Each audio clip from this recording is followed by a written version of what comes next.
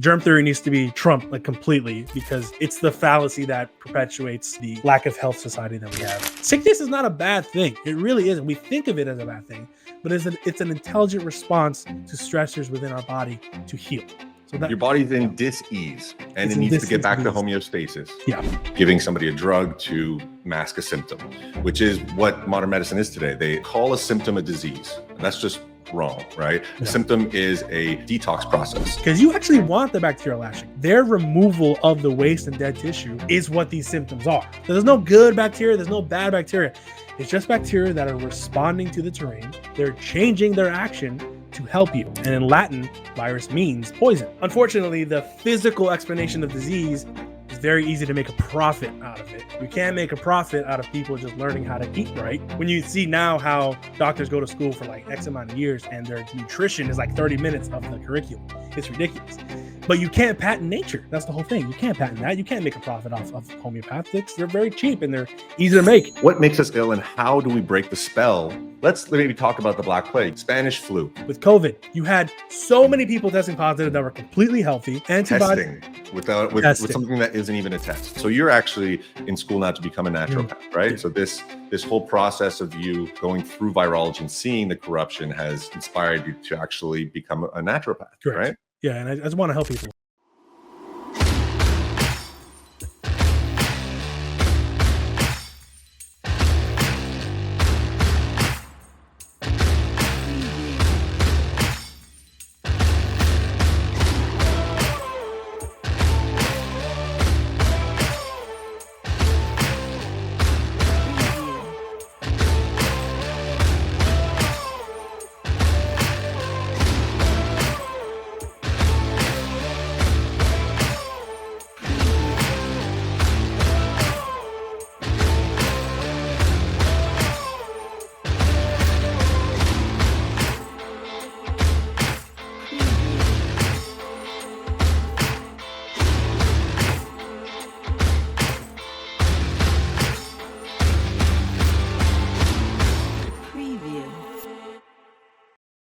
Hello, welcome to the BreakAwayUSA Show. Today I'm pumped to have my guest on, the undercover virologist on Instagram. His name is Jacob Diaz, Agent Diaz.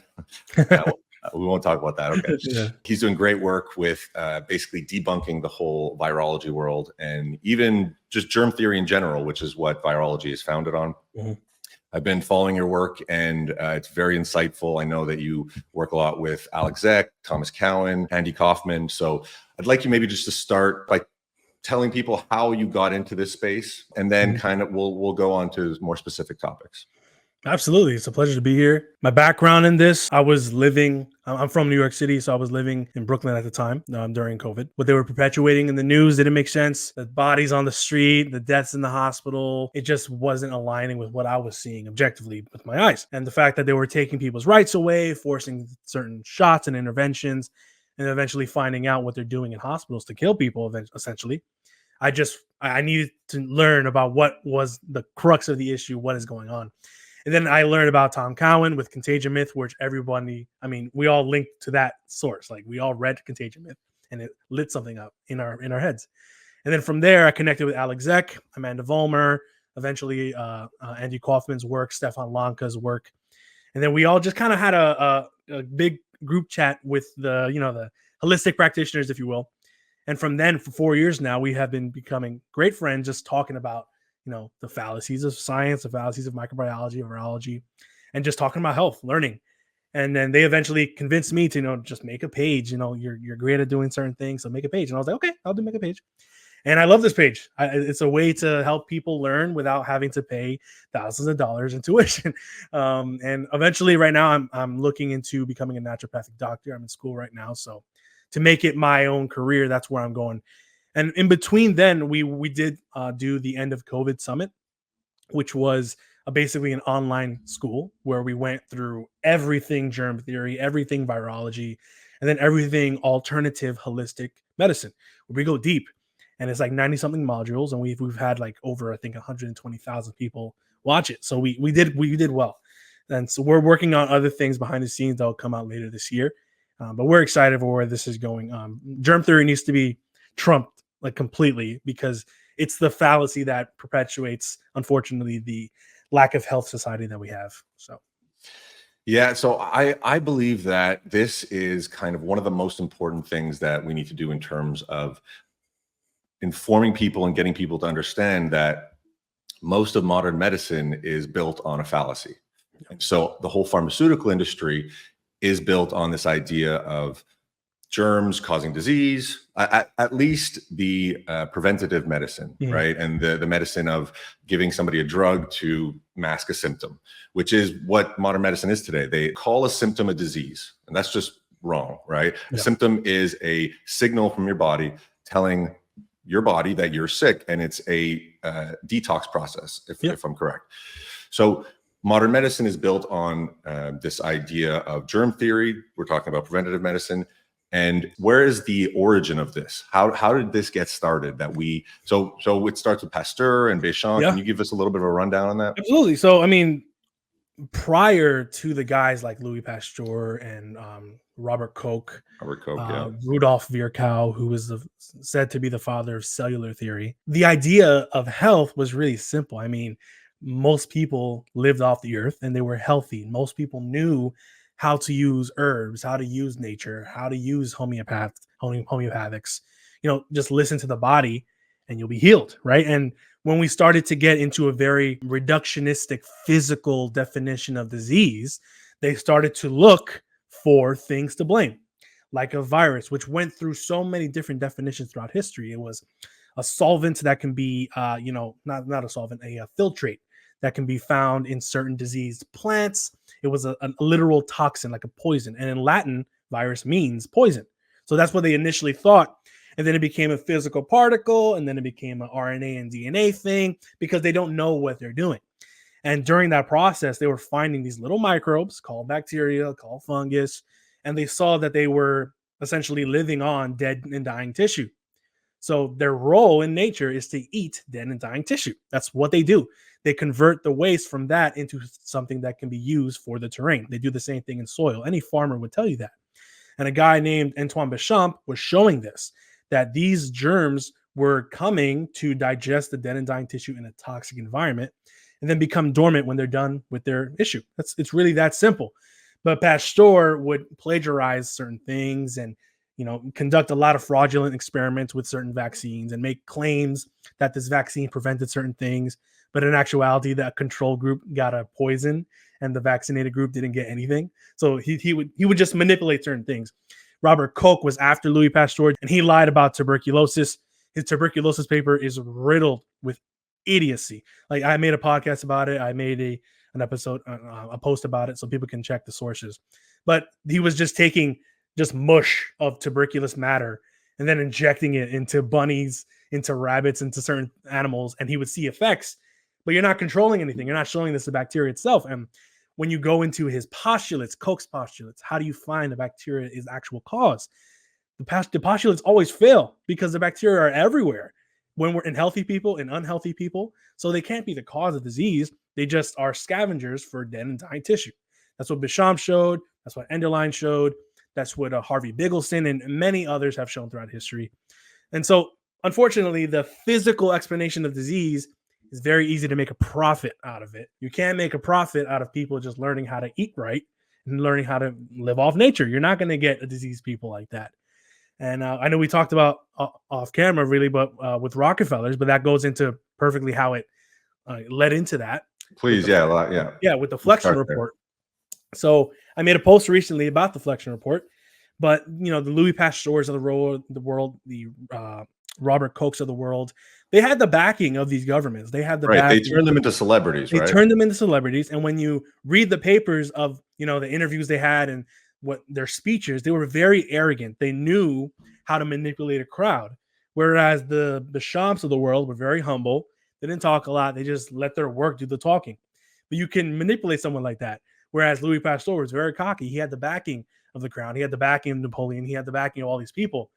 And when you have that, you can then perpetuate diseases caused by X. Now, here come the Rockefellers later on that are controlling the oil manufacturing. They're controlling the Industrial Revolution with the Carnegies as well. And they essentially figured out a way to make medicine off of these chemicals they were using for war and they were using for their industrial revolution. Carnegie then comes along. He's like, okay, I control all these schools. Let's get a group of people together from the Rockefeller Institute, from my institute, and we'll find a way to try and go into these schools of thought that were mainly holistic. During that time, the vast majority of hospitals and institutions that were medical were natural. Naturopaths, chiropractors, homeopaths. Homeopathy was huge. Homeopathy was huge. It was like 65% or something of the schools were homeopathic. You had osteopaths, everything. And we were healthy. America was pretty healthy at that time. And unfortunately, they essentially got into those schools and with their very scientific thinking, delegitimized it all. Materialistic thinking. Materialistic, exactly. Everything it's the bacteria and not the fact that you eat crap and that you're emotional stress, all that stuff. And nutrition, they just nutrition play a part. Yeah. What you eat doesn't matter. No, there were nutritionists at that time, but when you see now how doctors go to school for like X amount of years and their nutrition is like 30 minutes of the curriculum, it's ridiculous.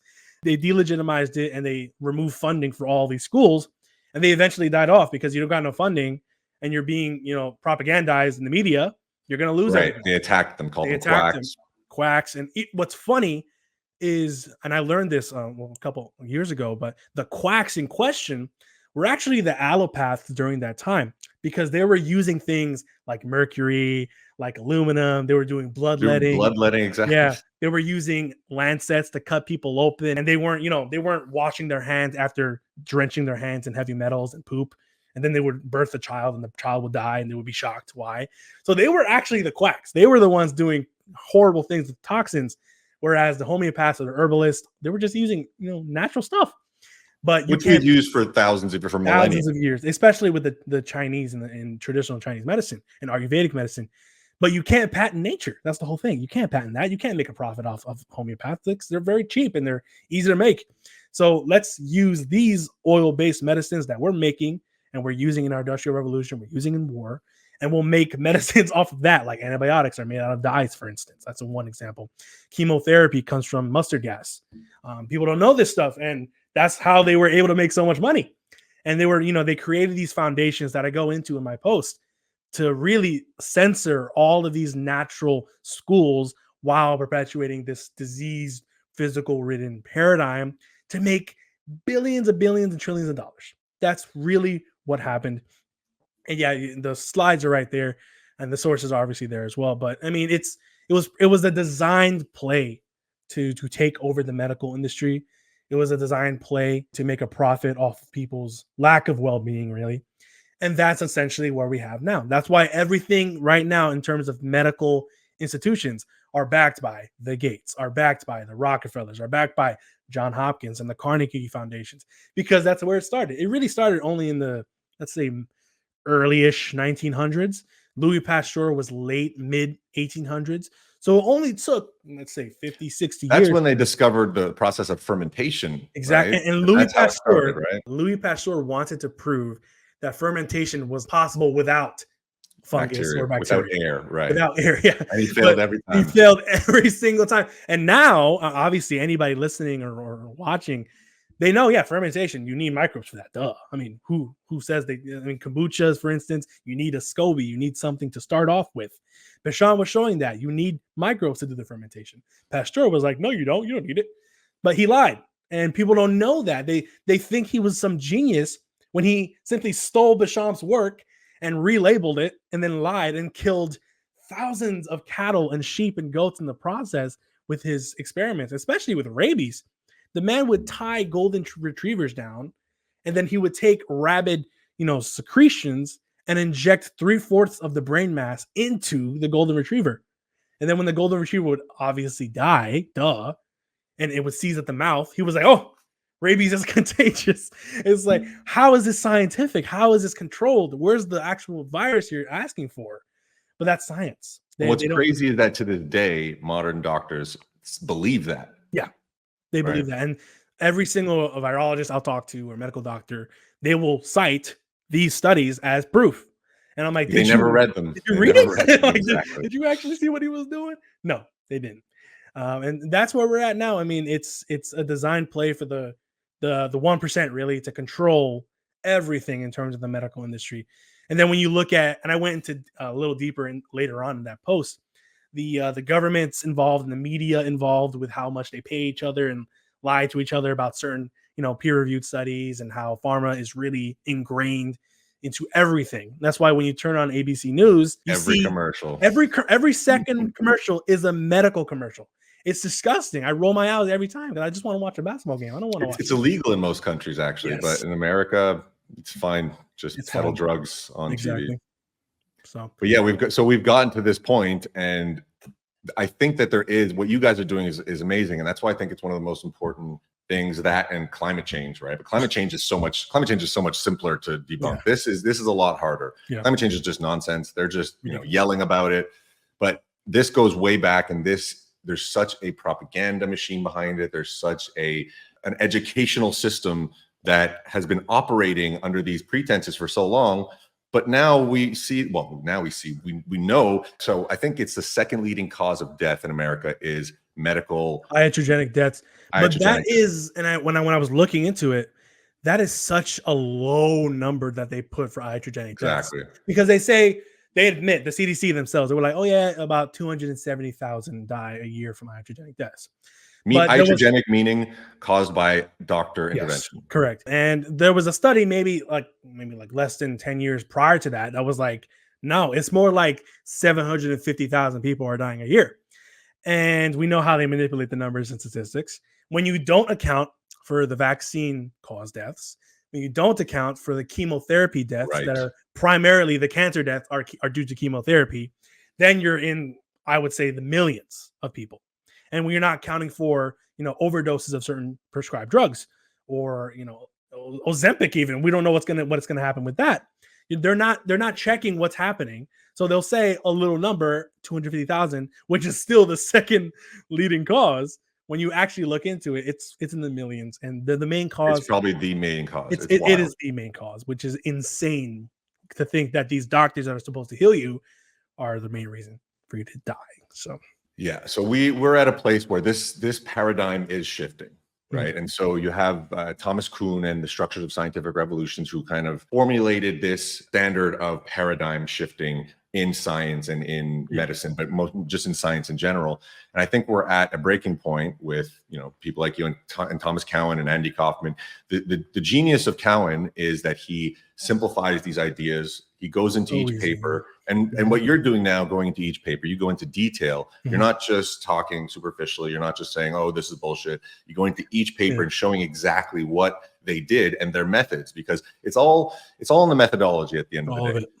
When you look at the steps that they take and you try to repeat those steps, and then, they basically just point to something and say, that's a virus. They don't ever isolate it. They don't ever take it. They don't ever examine it.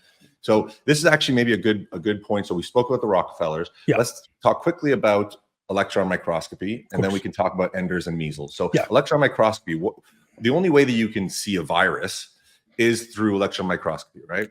What is the problem with electron microscopy? Oh, my goodness. So to give a little background of the electron microscopy fallacy, and I went into it in my electron microscopy post as well as my tobacco mosaic post.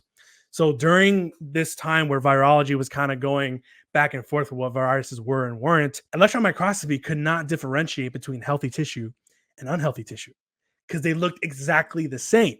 Why? Because electron microscopy cannot see things in living states. It's literally a snapshot of something that has been nuked to death with so many different additives and chemicals and certain things. And so they take a picture and they'll make claims based off that picture. Whereas when you use certain things like dark field microscopy, even live microscopy, you're able to see things in its living state.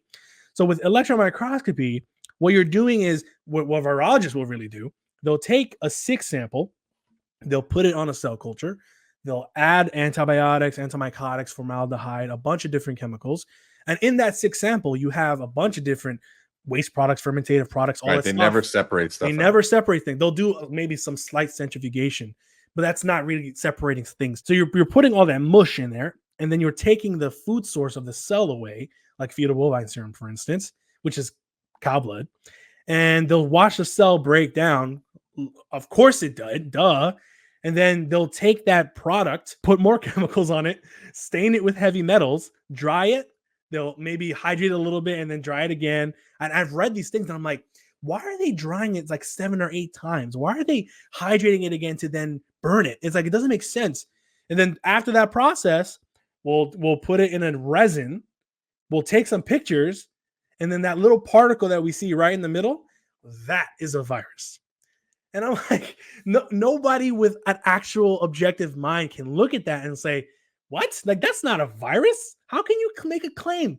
Because now that's a picture of something. You can't take that particle and test it. You can't see if it's pathogenic. You can't see if it's replication competent. All you see is a tiny dot. And then you're going to make claims off of that dot. That dot is the reason why COVID happened. How do you know? You didn't see that thing in the beginning. A virus is a submicroscopic pathogenic replication competent particle. That's what they claim it is. Why can't we find it in the direct fluids of someone who is sick? Why? It's never been done. And we've asked virologists, and they'll make these things like, oh, it's kind of hard to culture viruses from samples. And I'm like, wait. So you're saying I'm sick from this thing, but you can't culture it from the samples? We need a cell culture because it's hard to find. What? Hard to find? How? It's making me ill, right? We have trillions of viruses in us, supposedly. So why can't you find it? And then they'll say, oh, but this sample right here, this piece of lung fluid, that is the virus. No, it's not. That's just lung fluid. Find me the virus. It's circular reasoning. Because they don't know what a virus is. They reference their own nonsense to then perpetuate new nonsense. And then it goes into even deeper. The new nonsense now is sequences, PCR sequences, genetic sequences, because that's now where it went with virology, because it failed so miserably with the physical part. Now we have to make viruses RNA. Now we have to make them genetic sequences. And that's why then you can use PCR to then perpetuate COVID, for instance, or HIV, which was the same thing as really COVID with the way they did it. PCR can find sequences. That's great. That's fantastic. It doesn't tell you those sequences are disease causing. It doesn't tell you that they're coming from a virus. It's just taking these sequences and multiplying them. And then they'll make claims off of that. And then they'll build genomes off of this. And they call it a test, right? And they call it a test. It's not a test. It's a tool to find certain things. That's what it is. It's like a microscope. Like, okay, I'm seeing certain things. It's a multiplied genetic material. But you're not showing me that these sequences are coming from a virus. You're not showing me that they're involved in the disease process. And then we find out with the PCR for COVID that in the sequences, we found, there's like 93 overlaps with bacteria or fungus or human genetic material. So this entire time you were making people believe that they were sick with their own stuff. It's absurd. It's absurd. And there's so many layers to it, which we won't be able to cover today. Yeah. But anybody watching, if you're interested, your page goes through so many details of it. And the end of COVID is also a great resource, right? So the end of COVID, amazing. It's the end of COVID.com. Yeah. And the end of COVID.com. And a little shout out to other people as well. Mike Stone of Virology. He's the one I kind of base my content off. He goes so deep into these studies. It's virology, as well as the Cowens and the Coffins. Virology. Yeah. Okay. Daniel Roitas of Humanely, Mark and Sam Bailey do fantastic work. Sam Bailey, Virus Mania. Well, Virus Mania was originally written by Klaus Kohnlein and the other German, I forget his name. Yeah. But Sam Bailey, that book is, for me, Virus Mania is one of the most concise debunking of virology that I've ever seen. And Mark Bailey's Farewell to Virology, his paper goes so deep. I recommend everybody looking into virology, read that paper. And again, I think so many people doing great work in this, and that's why I see the shift. I see the shift happening. And sometimes people are awake. People are awake to this now with the internet and nutrition and more. There's this shift that happened. In the 60s, 70s, people were more, let's say, aware and awake to the hippies were more awake in tune with it. And then it just shifted back to more consumerism, more materialism. And now with the freedom of information that the internet provides, people are awake to this, being healthy, nutritious. Yes. Everybody and their grandmothers are drinking, green juices, and organ supplements. Yeah. Which is a great sign, right? When you have uncontrolled or uncurated information encyclopedia, let's say, that we have now that has been suppressed for so long. At the end of the day, good ideas will win out if there is no censorship and no propaganda. And that's what we're seeing happen. But unfortunately, there's so much censorship. And right. It's very hard to get around. Exactly. And people listening, I mean, this stuff, it takes work. You need to read. You need to read the papers. You need to go into the studies, because when you just simply blindly believe everything the news or the CDC or Bill Gates is going to tell you, then you're just going to get sicker and sicker and be more scared. The reason why we're doing this work is because we want to make it easy for people to read these studies for themselves, understand what's happening, and then come to their own conclusions that, okay, yeah, this doesn't really make any sense. Let me trust my own intuition. Let me trust my own health and get to that point, because we're really not making a profit off of this stuff. We're just trying to just change the way people think. So it does take work, and it's not easy, but it's worth it because you're going to be healthy. You're not going to get sick. And once the end of COVID actually happens, and once this becomes common knowledge, which unfortunately there will be a significant portion of the population that will believe everything that comes out of the mainstream. But when enough people kind of wake up to this is a big lie, right? This is and there's a movie called The Big Lie. There's a documentary called The Big Lie that is very informative as well. But once we realize how much of a false reality, how much of a matrix they've created that we've been living in, this assumption that, if you're sick, you have the flu. If you're sick, you must have caught something from somebody else. Yep. So let's go into what actually makes you ill. And that's actually a great book. What really makes you ill. Yeah. What really makes you ill. Don Lester and David Parker. That's a tome right there. That's a Bible. That is a Bible of terrain. It goes so deep. So what does make people ill? So let me actually set this up, and then you can one of the analogies that Cowan has put forth that stuck with me is, let's say that you're in the Arctic. I don't know if you remember this, and you're in the Arctic and there's dolphins. And there's dolphins that get sick. There's one that gets sick, and then a bunch of other them get sick. There's basically two possibilities of why they're getting sick. And it's either one of them gets sick, caught something in the ocean, and then spread it to the rest of them, or somebody put some shit in the water, meaning oil spill or crap in the water. When we put it in that perspective, what makes more sense to us intuitively? Asking people watching. Then the analogy then goes to, let's say, one kid in school. This is what everybody will say. One kid in school got sick, the family got sick, more kids got sick. Something is spreading, right? Yeah. Well, there's two options. There's two possibilities. Either one kid got sick, caught something, and spread it to the rest of people, or there's toxins in the food in that region, in that area. There's toxins in the water, which there are, there's toxin in the air, in the stuff our clothes. So those are the two possibilities always. And that second possibility is always completely not even a possibility in people's minds. They don't even think it. It's like, it's a germ. What are you talking about? It has to be, right? Yeah. So what makes us ill, and how do we break the spell? And Cowan has it's so funny that you're saying all the papers and books, but we talked about it before, but Cowan makes it super simple, and we all agree in the terrain camp: malnutrition, meaning you're not eating right, you're not getting the nutrients that you need; toxemia, accumulation of toxic substances in your body; and injuries as well will play a factor, as well as emotional health or psychosomatic things in your mental health or your emotional health. That is what will dictate your health, and your environment is the main predicate of how your health is going to be. So the idea that, I caught something from my son who had the flu and I'm sick now my wife is sick, this, that, and the third, is very, again, reductionist and very physical. What happens when a family gets sick? They're all living in the same exact house. They're all eating the same exact food. Their emotional states are usually very similar. And the reason why I love talking about this whole contagion thing is because it goes deep into the unseen phenomena that humans have with regards to exchanging information. Bioresonance, energy, emotions, water communication. If people haven't looked into Veda Austin's work, how water can literally hold information and transmit it to other water. It's insane how it can basically create its own images based off words.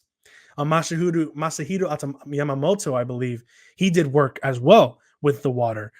So when you realize we're We're energetic, electrical, water-based beings.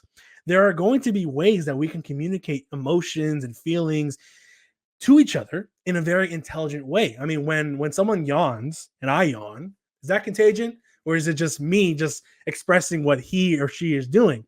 We have mirror neurons. When if you were to scratch your back right now, guarantee you in about a minute I would do the same thing, because it's just the way humans work. If I feel angry and I'm upset and my wife comes home, she's gonna feel that I'm angry and upset. How? There's nothing physical there, but there is something there.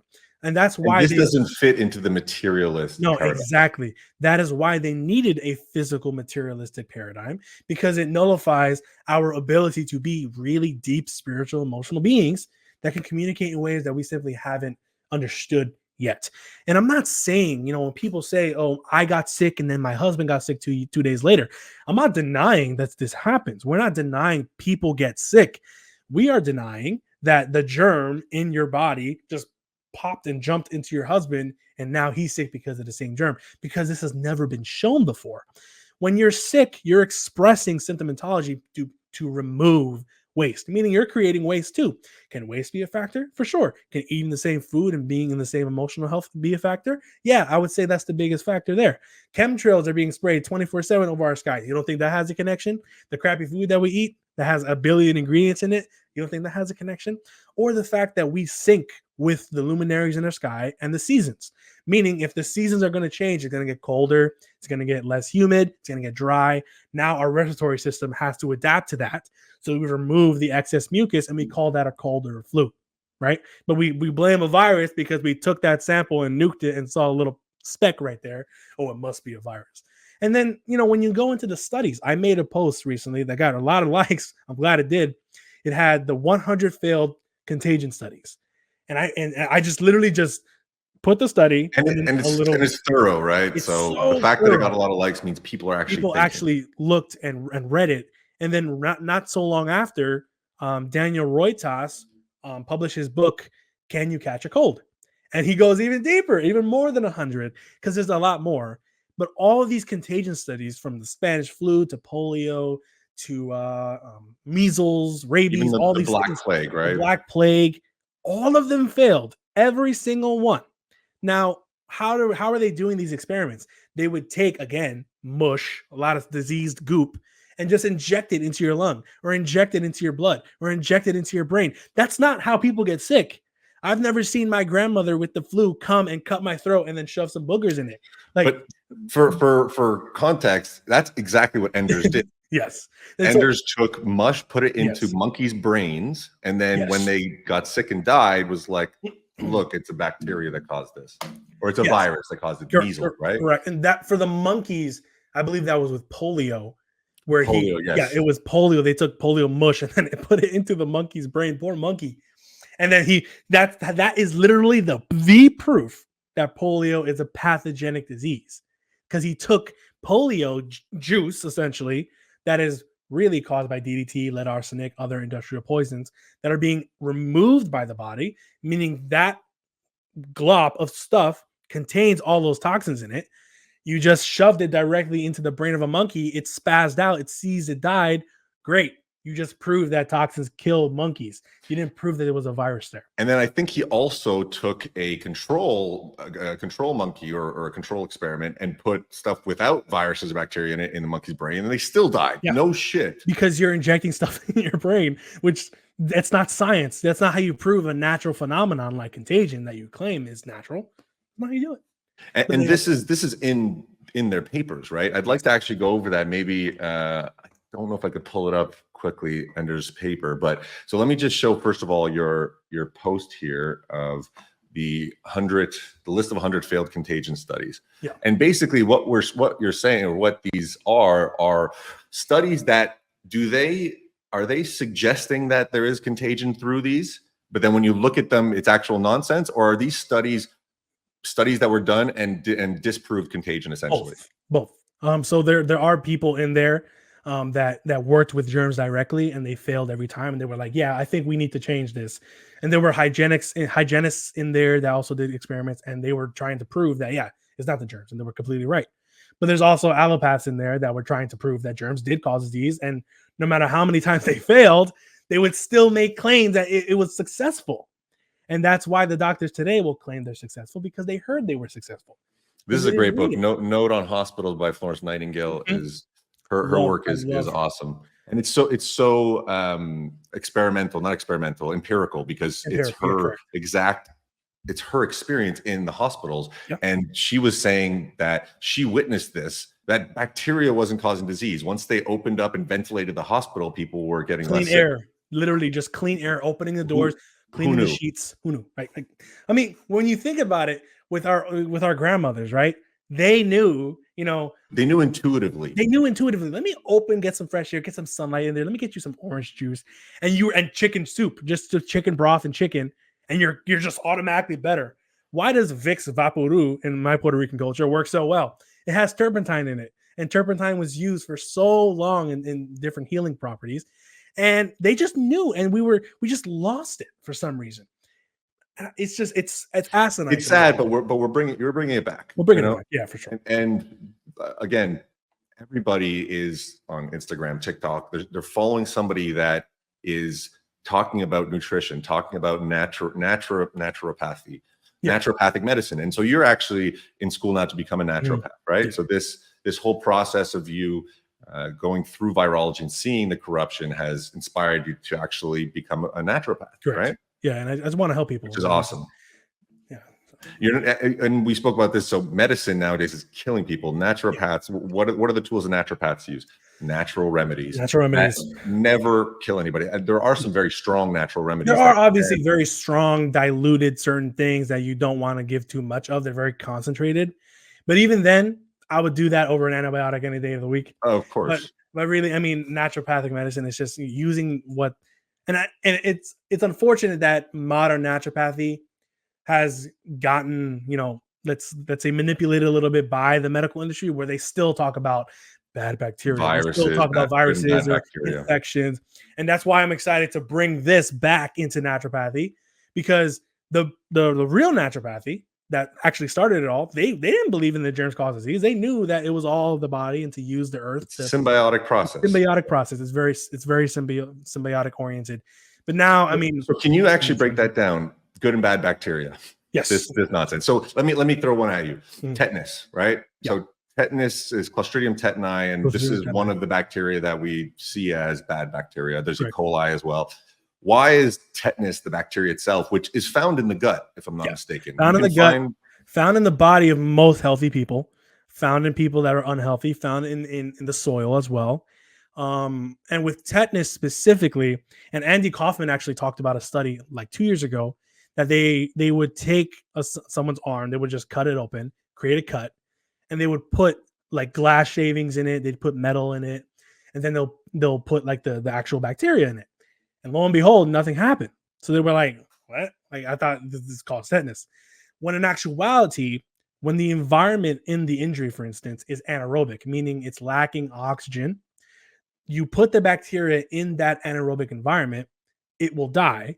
And the fermentative waste products from that death in the environment lacking oxygen will lead to symptoms that we would call tetanus, like the spazzing and the muscle spasms and tension and all right. That There's stuff. Tetanusspasmin, I believe that exactly. Is but it's not the bacteria itself, because as you said, it's in healthy people and we don't have tetanus. It's in unhealthy people, and just because they're unhealthy doesn't mean they have tetanus. It's in the soil. Does the soil have issues? And when we eat the soil, do we get tetanus? No. It's the environment that will predicate whether or not any waste product, quote unquote, from a bacteria will be harmful. It's not, and Enderlein showed this, where the waste products can potentially be harmful due to the environment that the bacteria are working on. If the environment itself or the food itself is very, very toxic, you may get some waste products that can be hard to remove. But in most cases, and this is shown by the Bigelsons, these waste products are actually used by the body to heal. With staph infection, supposedly, the staph bacteria creates a waste product that heals the wound. They don't tell you this. E. coli has been shown to be anti-cancer. With its waste product, actually removes the cancer cells. So, like, how? Like, it's so how if can we blame so this is the germ versus terrain theory. If the terrain is healthy, the bacteria have a metabolism. Anything with metabolism will create waste. through the metabolic process, through the glycolysis and there's the other fermentation, oxidative phosphorylation. Yeah. Anyways, they will create waste. If it is good food, right? If we are eating good food, we are healthy and our waste is not toxic. And if we are eating toxins and poisons, it will be in our waste. Yeah, correct. And if you have a stagnant lymph, if you have a crappy kidney, crappy liver, you're going to have issues removing all this waste. And then when you're not removing all this waste, what happens? These surrounding tissues start to get affected. And then the bacteria, what they'll do is eat the dead tissue because it's dying. That's what it is. That's what it's doing. Don't blame the bacteria. They're doing what they're supposed to do. You have to listen to those symptoms and then give your body what it needs. But then they'll rush to the antibiotic and they'll say, oh, let me just take this and kill the germs in the process. You didn't get to the root issue. You didn't get to why you're stagnant. You didn't get to why there's a toxic load. That's why when I'm helping people with certain infections or whatever, use herbs, use certain, natural solvents or things that are going to help provide nutrition to the body without compromising the bacterial action, because you actually want the bacterial action. Their removal of the waste and dead tissue is what these symptoms are. The symptoms of removing crap from your lungs, cold, you get sniffles, you get mucus, you maybe even vomit a little bit. All that stuff is coming out. Symptoms are coming removed from your body because your body doesn't want it. And the bacteria are the primary mechanism for doing that. They're helping you. They're adapting to the environment. So there's no good bacteria. There's no bad bacteria. It's just bacteria that are responding to the terrain. They're changing their action to help you. And I was diagnosed when I was 16 with celiac, right? And a lot of people claim, oh, candida causes celiac or all these germs, bad bacteria. No, it's the fact that I had a crappy diet as a kid. I took all my shots and my gut microbiome was out of whack. So now my body does not process food correctly. So what do? I'm going to drink raw milk every day, which contains a bunch of bacteria. I'm going to eat sauerkraut, which contains a bunch of bacteria. I'm going to drink kombucha, which is literally bacteria juice, and I'm going to heal. So how did the bacteria heal the bacterial issue in my stomach? It's not a bacteria issue. It's a terrain issue. And the bacteria that are acting in your gut are going to be the reason whether or not you are healthy or you are not, because of the terrain, what they're eating. That's all it is. An interesting analogy that I just thought of is, let's say, a pit bull, right? Mm-hmm. There's no inherently good or bad pit bulls, but depending on the environment that they're in, mm-hmm. they will become good or bad. And this is a bit of a stretch, but it is a similar idea. It's right? It's similar for sure. So let's actually talk about that immune system, the fallacy of an immune system. People see your immune system as essentially, before that, the way I perceive health now is that our body is constantly in a balance of getting nutrition and having the right nutrition for your cells and your organs to function properly. And it is always in a process of detox. It's in a process of getting nutrition out of food and detoxing toxins. Yeah. And there's a certain threshold that winds up going overboard. And when you pass that threshold for any individual, depending on how good is your cardiovascular health, how good is your nutrition, that if that threshold, you pass that threshold, then you will wind up having to detox. Your body will, and your body's constantly detoxed, but you will get sick. You will get symptoms of being sick because you have accumulated too many toxins. An example, I smoke cigarettes. This is one of my vices. And I know that essentially if I'm not filtering out the toxins from cigarettes in my lungs by playing sports, by having cardiovascular health and getting my lungs to actually push out this crap, that I will get a bronchitis once a year, right? Because that is what that mucus is not bacteria. That is a bacteria actually helping you get rid of that stuff. Which is why people that remove their tonsils usually will get either bronchitis or tuberculosis annually, because that waste is not being filtered through the lymphatic system. So it continues to build up and you get a respiratory issue, and they'll blame the bacteria and not the fact that you just removed a huge lymph node from your body. It's insane. So what is the immune system? And I'm glad you mentioned that analogy, because I have a water bottle right here. And I heard this, I forget who I heard this analogy, but I think the Bigglesons. But if this is my body and this is my toxic load, I'm good. I can deal with this. My body will remove it properly through its adequate detoxification mechanism. As you said, we have cellular necrosis, we have cellular apoptosis, which is natural and unnatural cell death happening every single day. Our body creates waste, inflammatory waste products, bacterial waste products, and in a healthy body, you're not going to have an issue. But if my waste continues to build up to the point where it's like around here, it's going to overflow and I'm going to have symptoms to rebalance this issue. So the idea of an immune system, I hate the word immune, because immune is also a misnomer, because the whole idea of antibodies being specific to certain diseases is not founded. Like, for example, HIV, there's 70 conditions that net you a positive antibody result. With COVID, you had so many people testing positive that were completely healthy, testing positive for antibody tests. Testing with something that isn't even a test. Exactly.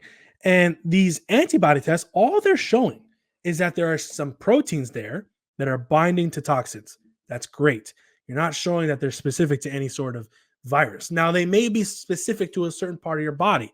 There may be antibodies in your kidneys, in your lymphatic system, in your liver, in your lungs, fine. But that doesn't mean that they're specific to a disease, because we've shown they're not specific. I made an antibody post maybe 2 years ago that went deep into how the fallacies of antibodies work. But essentially what's happening is your body is simply rebalancing. There are so many mechanisms your body uses to rebalance. Fever, for instance, is the way for your body to primarily move cellular toxicity through the water. Why you start sweating, why you have vomiting, why you have diarrhea, is the structured water is now becoming more fluid to remove things adequately. It's genius. Your body is it's inherently genius. And the idea of immune system, the idea of bad versus good, we're going to attack the body and our body's going to defend itself. We have to support it by taking these pharmaceuticals. No, that's not how it works. Our body works in symbiosis with nature. We're going to be as good as what we put in our body and as good as what our environment dictates. Our lymphatic system really is the primary way for your body to remove waste. We have more lymph vessels than blood vessels in our body. There's lymphatic tissue running through our teeth, all the way down through our meridians, all the way down through our organs, constantly removing waste. But if you're not getting good nutrition, you're not having good emotional health, you're in a toxic environment, guess what? All that's getting stagnate, and now you're going to have symptoms. I mean, there's no immunity. We're not going to become immune through a vaccine. We're not going to become immune to the opposite. Quite the opposite. You're going to get sick from a vaccine. And you're not immune to anything. We're gonna have to cut that out for YouTube. Oh, yeah. Yeah. but it is what it is. I'm just ranting. But what will happen is, as long as you're healthy, you will be immune to getting sick, because your body will not need to get sick. Sickness is not a bad thing. It really isn't. We think of it as a bad thing, but it's an intelligent response to stressors within our body to heal. So that your body's in dis-ease and it needs to get back to homeostasis. Yeah, correct. And so when it comes to vaccines, I have gotten to a point now, and maybe when I started this journey, I was still probably touted the idea that we need a polio vaccine, we need a whatever the first 70 are when you're a child, which is absolutely insane. It's really when you now with this frame of reference that I have, it's just ridiculous. But I think now this is my conclusion, is we don't need any vaccines. We should not be putting anything directly into our blood. Nothing. Absolutely not. Especially stuff with adjuvants and aluminum in it. That's the thing. And what clicked for me, I never liked vaccines. And when I was a kid, I literally remember it actually is a traumatizing experience. You remember when you were giving vaccines as a kid, and I was running through the doctor's office. I did not want this thing. And I think that's actually not only an emotional response because I don't know what's happening, but my body does not want it either. It's literally in a panic mode. And we hold that emotional state. We hold that trauma in us. So with vaccines specifically, all they're doing is they'll inject something in your blood, and then they'll see an antibody reaction. And based on that antibody reaction, the globulins, the titers, or whatnot, they'll say, okay, that's adequate immunity. But how come there's so many people that get sick and there's double vaccinated, triple vaccinated? How come these vaccines throughout history did absolutely nothing? In actuality, with polio, for instance, polio incidence went up. Why it went down was because they changed the definition of polio to a bunch of different diseases, and then it went down. And they started banning DDT, right? And they started removing DDT and lead arsenate and all these things. It's an interesting thing. Just quickly, is every chart, chart with the incidence of disease going down, and then so there's a number of them, and I guess tuberculosis is probably one of them. Polio is another one. Measles, smallpox. All of these incidences of disease were going down already. naturally, and then vaccine gets introduced here, and then it gets spiked and then continues the normal way. And why was it going down? Because they were instituting hygienic reforms primarily, right, and understanding nutrition and changing the environment to make it clean, and then disease went down. Lo and behold, oh my god! But then when you have the vaccine, I went into with the polio post and my smallpox post. They killed tens of thousands of people, hundreds of thousands of people with these vaccines. And they knew how to manipulate it with the statistics. Let's change smallpox into different diseases like eczema, like leprosy, like syphilis. Now they're very similar symptoms, but not exactly the same. So we stopped smallpox, then we led into other diseases. The monkeypox, literally, the whole thing with monkeypox in 2022, I believe, was so idiotic because when you read the paper of the first monkeypox thing, it was polio vaccines that were being given to experimental monkeys that were in a lab. So they injected these polio vaccines into monkeys. The monkeys developed rashes and they labeled it monkeypox. And that's it. That's literally what happened. But now in 2022, they were trying to say, oh, gay people are spreading monkeypox. And I'm like, what? How does that work? Like, there's no science, there's no logic behind it. But people will eat it up because they're not reading these studies. And and you mentioned the adjuvants too. That's another thing. Why do I need aluminum injected into my body? Why do I need these cell culture constituents in my blood? If it's just the germ I need to be immune from, if it's just the virus I need to be immune from, why all the other ingredients? The vitamin K shot, which is not even a vaccine, but it's a shot, contains aluminum, contains benzene alcohol, contains something else. But why do I need that if it's just the vitamin? Because I think they actually know that it has nothing to do with immunity. We're just trying to get you sick because we want an immune reaction. We want you to get inflamed. We want you to get a fever because then we'll say, that's the germ doing its thing. That's the virus doing its thing. You're good. And then 5 years later, you have chronic eczema. You have cancer at early ages. You have all these food allergies and you don't know where they came from. And we wonder why like 60% of all children and adults are chronically ill in America. Hopefully we're at an inflection point, but hopefully our parents' generation didn't even question, right? Yeah. Vaccines, just take every single one, no question. It doesn't, a baby that's high. When's the first vaccine that they give to a baby? Probably at like a week old. It's literally like about a week, I'd say. Luckily, my little brother, all he got was the K shot because it's mandatory in New York, which is insane. He developed jaundice after the fact, and he had some issues after that. But he hasn't gotten any shot, thankfully. And he's so healthy. Like just seeing him, the way I was at his age, I had so many issues. I almost died like 2 times from respiratory issues. I had allergies. I had rashes everywhere. And yeah, I had eczema my whole life. And eczema. I know it had to do with that. My parents knew something was off. But now with my little brother, they know, oh, let's not get him any shots. But it's 74 shots now that kids are getting. And they're getting him like double at the same practitioner visit. They'll get 1 and then 2 doses of another and then 3 doses of another. And then, okay, you'll go home. And we wonder why SIDS is rising. SIDS, sudden infant death syndrome, not a syndrome. The kids are dying because they're getting injected with a bunch of crap that shouldn't be in their body.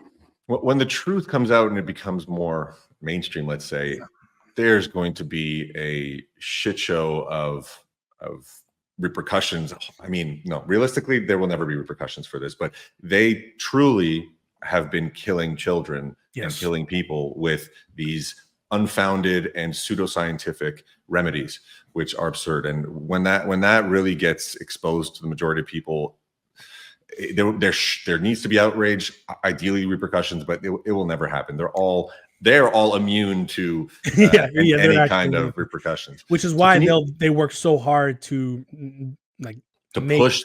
Yes, the mom that saw her child develop autism after her second shot tried to delegitimize her, try to take her videos Robert De Niro. These people are absolutely sure. They see that their child developed it right after, and they're like, let's look at this a little more. Why are we giving shots to these kids? Why are we giving all these shots? Then there's Jim Carrey and his wife at the time.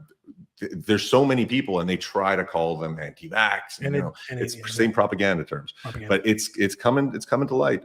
People. Rob Schneider is also a good spokesperson for So let's maybe talk about, put this into real terms for people. Let's say Spanish flu. So Cowan, he talks about the Boston experiment. Yes, that was with where they took prisoners. They took prisoners and Rosenau, exposed them. the Rosenau experiments. They tested prisoners with Spanish flu patients, and I love this experiment because it's an actual experiment. So they had sick people with the prisoners, shake hands, talk to them, breathe on them. They had them like talk really close to each other, and nobody got sick. And apparently even cough in each other's mouths, which I don't know if that's open your mouth, cough in it for like 10-15 seconds, and nobody gets sick. And this is prisoners that had to volunteer to get shortened sentences, I believe, right? Yeah, exactly. And the same thing was done with Wall et al. They did one where they were all doing the same thing, where they would just shake hands, talk to each other, and they all failed every single time. And they also took, fluid and they injected it, and nothing would ever happen. And I talk about these studies all the time, and the people in my comments, it's an old study. Why are you citing this as proof? What? Like, it doesn't matter whether or not it's the study that is shown as proof that Spanish flu is caused by a virus. And when you look into Spanish flu, what it actually was, where all these people, especially the soldiers, were being given 28 plus shots before they went out into war, and they were all dying here in the United States. And if they went to the war, they would die before they went to battle. And they were like, I wonder what, it must be a flu, even though there wasn't really any transportation between nations during that time. So it couldn't have spread the way that they claimed. And then they realized, the war ended really quick. Let's take all these vaccines and then give them to the population to make our profit. So all these regular people were getting 28 plus shots at one time, and then they all died from all these different symptoms that were so violent in nature that it was clearly a poison. And then when they go into hospitals, guess what the allopaths are giving them? Heroin. They're giving them compounds that turn mustard gas into your lungs, turning them to addicts. Let's give them aspirin, which has its own symptoms, adverse effects as well. And people die left and right. On top of the advent of radio waves, which are new radiation, which is unseen, which is we at that time blanketed the Earth at that time. Exactly. That's the invisible rainbow. The invisible rainbow went into that one. He does very good work with that. So it's like, it's a combination. That's something that's hard for a lot of people to fathom, because it's invisible. Yeah, it's very abstract, but we are more and more aware that our phones have EMF radiation that is toxic to us. Correct. And 5G, you can't talk about that, because that's a big money maker for the telecom industry. Now take this phone and make it a 500-foot tower and see what happens. It's like put the wires everywhere. Right? It's like, so it was a combination. New radiation on top of 28 plus vaccines, on top of hospital protocols. And there was actually who was I forget the woman. She's on my Spanish flu post, but her and her family were actually taking care of people during this time. I think the book is called The Poison Needle. And they were taking care of people with the Spanish flu, and they never developed any sort of symptoms. They were documenting, saying, yeah, we're not getting sick and we're not seeing contagion, because they never got the vaccines. They never got the shots. They never went to the hospital. They were completely healthy and taking care of people with the Spanish flu. The Spanish flu is it's a huge thing, because people will obviously point to that one as well. And with COVID, people were always making that connection between the Spanish flu and COVID, even though Spanish flu, supposedly killed 27 million people or something like that.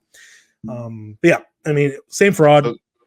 So exactly. And that's kind of the original one. Let's maybe talk about the Black Plague. You did a post on the Black Plague. So that's another one that it's like, of course there was something spreading, because all these people died. Of course. So what really made people ill during the Black Plague? They were claiming that there were the rats that carried fleas, that carried a bacteria that would jump to people and get them ill. Problem is, a lot of these countries that were faced with the Black Plague did not have rats during that time, because it was too cold. And they were still dying. So it cannot have been the rats carrying fleas, carrying bacteria. Can't be the case. The reason why and I went into this in the post with the Black Plague specifically, they went to these mass burial graves during the Black Plague time, and they checked these bones of the people that supposedly died from Black Plague during that time, and found sequences of bacteria that were the bacteria that they're now claiming are the causal factor in Black Plague. The problem is the vast majority of people in the graves did not have the sequences of that bacteria. Matter of fact, they went to a bunch of other surrounding burial graves during the Black Plague time and didn't find these sequences. Yet that is the way they trumpet proof that it was a bacteria causing the Yersinia pestis, that's what it's called, causing the Black Plague. When in actuality, when you look into the stories and documentation during that time, there was mass environmental disasters during that time. You had volcanic eruptions nonstop. You had Cowan talks about meteors that were bringing ash into the atmosphere that were poisonous as well. You had a ridiculous amount of earthquakes. You had famine to the like nonstop. People talked about in Chinese and hygiene. literature, Forget about hygiene. Hygiene was people were living in filth, and people in China, in London, for example, right? London was atrocious. They were talking about the sun being blacked out for like weeks on end. So when you talk about all these different factors that people were writing about during that time, there was obviously clearly a mass environmental event that continued that led to a change in the environment that people eventually died from. And the symptoms that people were experiencing that they were talking about, they were like screaming, sweating, having like demonic dreams. They were having immense like bulbuses on their skin, like of black fluid. Yet we can't get those same symptoms with Yersinia pestis today. And there's completely healthy rats that have Yersinia pestis on them. They're not sick. And look, I'm from New York City. There's millions of rats in New York City. Why are we not having a Black Plague epidemic every other year?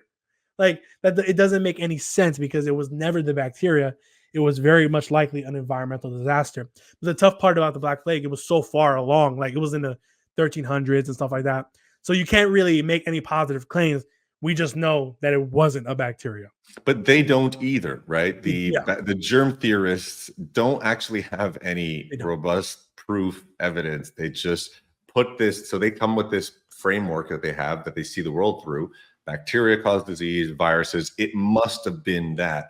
But they never just think a little deeper because they have this bias, they have this confirmation bias, right? That, okay, this is what it must be because this is what I know to be true, right? So there's a lot of this finagling that has happened over time. And another cool part about the Black Plague was there was a scientist that was looking at a tree ring analysis. He would like cut down trees and look at their rings, and he found that he was able to trace these rings to the time period of the Black Plague. So he would go back all the way to 600 CE to 1300 CE. And during the Black Plague time, he would find that the tree rings contained a very large amount of like chemicals in them, like environmental chemicals.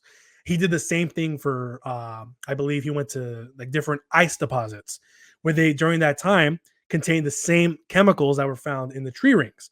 So there was something that happened with these chemicals that are very toxic to the body that went into the environment. We don't know how, whether it came from the earth or up there. We don't know. But there was something there. And I provided the sources in there if anyone wants to check them out. It was really cool. It's really cool to read for sure. That is definitely, that's real science, right? It's real science.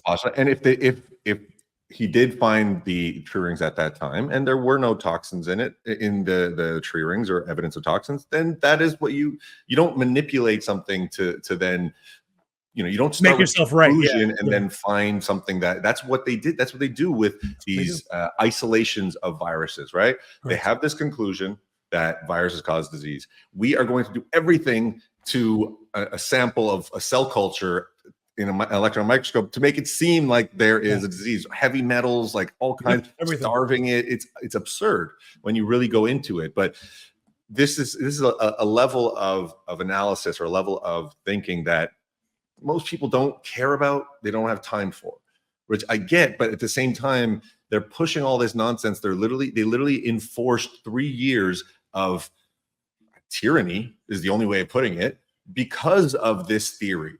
So it's important that we completely obliterate it, right? And a lot of people that are critical thinking in the, let's say, more conservative space, and it's conservative, liberal, whatever. The people that are more critical thinking, there's a lot of people on the left that are very critically thinking. And interestingly enough, the health revolution, and nutrition started on the left in the 60s, 70s, Yeah. right? It was people that were, so that's something where we actually can join and see. But so nowadays leftists are just completely consumed by the mainstream media and experts and Get your shots. Yeah.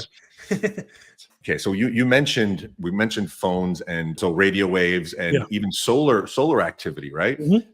The idea that our environment can cause disease is lost on people. We can't even really fathom it. But when you think about it, if you're going to think about living near a volcano or multiple volcanoes, and they go off constantly, and they're releasing, smog into the air and ashes into the air, and we're living in that, can we picture that making us sick? Exactly. And you're breathing that in constantly. What's going to happen to your lungs? What's going to happen to your body? You're going to have to detox all that stuff you're breathing out, and you wonder why you have respiratory issues. So yeah, that was very clearly with the Spanish flu, the Black Plague. It was a very environmental thing, and the same thing with COVID. I mean, you had with COVID, at the very beginning, you had institution of 5G millimeter wave towers literally everywhere. Where was the first place that did it? Wuhan, China. Exactly. It was wild, the first place that did 5G.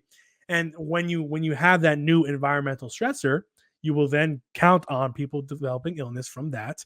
And then you can lie with the tests and the vaccines and the manipulation of things in the media. Well, they call them microbe hunters, right? Microbe hunters or virus hunters. Yeah. So essentially, there's this whole faction in the government that's funded by the government, CDC, Koch Institute, that are constantly on the lookout for something that they can say is caused by a virus or bacteria.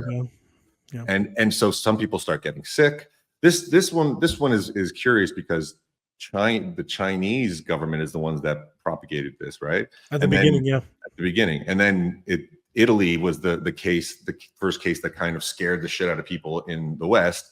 And then somehow it comes over to Seattle, Washington was the, and but were people actually sick? Were hospitals full? Were people dying in the streets? No, but the media, the power of the media is to create this false reality for people is mind-blowing. What they did do was plan Event 201 that covered, the deliberate release of a SARS pathogen that led to exactly what we saw happen: the toilet paper shortage, the propaganda, the vaccines, the mRNA that was talked about before. And, with the hospitals specifically, when I tell people, I try to be very empathetic, but your husband did not die of COVID. He went to the hospital because he had some flu-like symptoms, whatever. They gave him remdesivir that shut off his organs. They put him on a ventilator. His lungs popped and he died. Then they made a huge profit off of him, and they prevented you from seeing him. So to prevent any legal liability. It's disgusting. So it's disgusting. They did that to people for 2-3 years, and people still think it was a virus when it wasn't. And I'm not saying, there weren't symptoms that we didn't experience much of until that point, like anosmia, loss of taste and smell. Loss of taste and smell is a direct symptom of radiation toxicity. People who get chemotherapy, for instance, or radiation, lose their sense of taste and smell. And in the 80s, Alec had posted this on his Telegram. There was a LA Times article, I think it was around 1987. And they said, how to get your loss of taste and smell back after a bout with the flu. This was in the 80s. So it's not a new symptom at all. We saw more people develop it, primarily because of the new radiation. And it's primarily caused by when you have zinc in your body that's being depleted, you will lose your taste and smell. As well as prussic acid, which is cyanide being built up in your respiratory system, you'll lose your taste and smell. It's a common symptom with respiratory issues and with radiation, but they made people think that it was something new, something we've never experienced before. As someone who had chronic allergies for years, I couldn't smell or taste the entire summer. Like it was it wasn't a deal for me. Think about how you taste and smell. Exactly. Your nose, you have to have this connection to your nose and mouth. An experiment anybody can do is block your nose and eat an apple or a pear. You won't taste the difference. Exactly. But they very easily take something like that and use it as the crux. My friends that got COVID, most people that I speak to think I'm insane for saying viruses don't exist, and I still joke around because I don't care to go into the details with them because they're just not interested. But I like anytime they say something, I'm like, yeah, viruses don't exist. And they just laugh it off. But the taste and smell aspect was the one thing that's like, oh, I couldn't taste. Well, if your nose is blocked, you won't be able to taste as well. No shit. So there's a placebo effect on top of everything you're saying. If there's an inflammatory process in your respiratory system, your body is not going to be able to smell and taste properly. For me, I didn't get sick throughout this entire COVID sham, but what I did notice was around the area where I live, they were spraying so much the chemtrails, which are, I think even the people that don't understand what they are waking up to this, because you can see them like they stick Oh in yeah. the sky for 1, 2, 3 hours at a time. The weather changes immediately, and I noticed after they had started spraying after a time where they didn't spray, I developed cold flu-like symptoms and lost the taste and smell for like maybe a couple days. And I knew exactly why it was happening. People were getting sick left and right around me right when they started spraying. And when you go into the patents of what they're spraying, these heavy metals, the graphene oxide they're using, the chemicals, the pesticides they're spraying, yeah, you're gonna get that and you're gonna have issues. There's no doubt in my mind that's a factor. But a virus? No, not at all.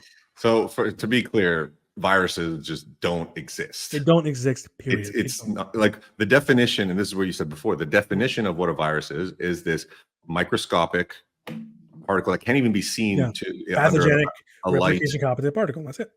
Yeah. Right.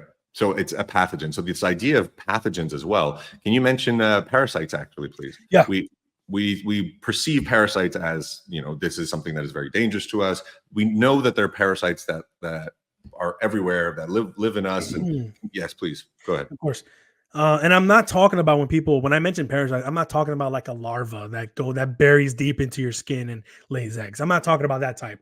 We're talking about the little tiny microscopic worms that people claim are parasites, which are actually parts of that pleomorphic cycle.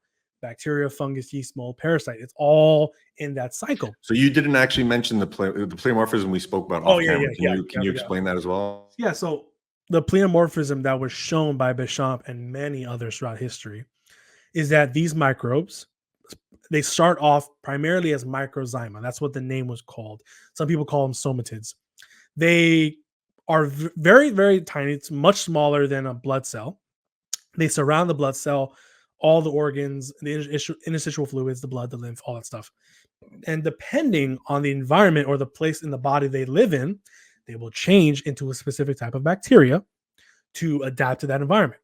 And then when the environment changes, they'll change into something else like a fungus or a mold. It's a cycle. Their action is entirely predicated on what the environment is. Same thing with disease for us. We and bacteria or microzyma really are one and the same. We are literally a walking germ filled with water. That's what we are. So these microzyma, he showed in mineral deposits, in organs, they were constantly changing to different species. So they were able to change, yeast into an E. coli, like that type of stuff, like amazing stuff that was known and trumpeted as for scientific fact up until the 50s and 60s. And then stopped. No one talks about pleomorphism anymore because it disproves germ theory from the start. There's no specific germ causing a disease. There's a specific germ responding to a specific environment that is then leading to a disease. So with parasites, it's no different. They're part of that cycle. When in my post about parasites, there are studies showing parasites are anti-cancer, right? They eat tumors. So when people like alternative doctors, they'll say cancer is actually a parasite.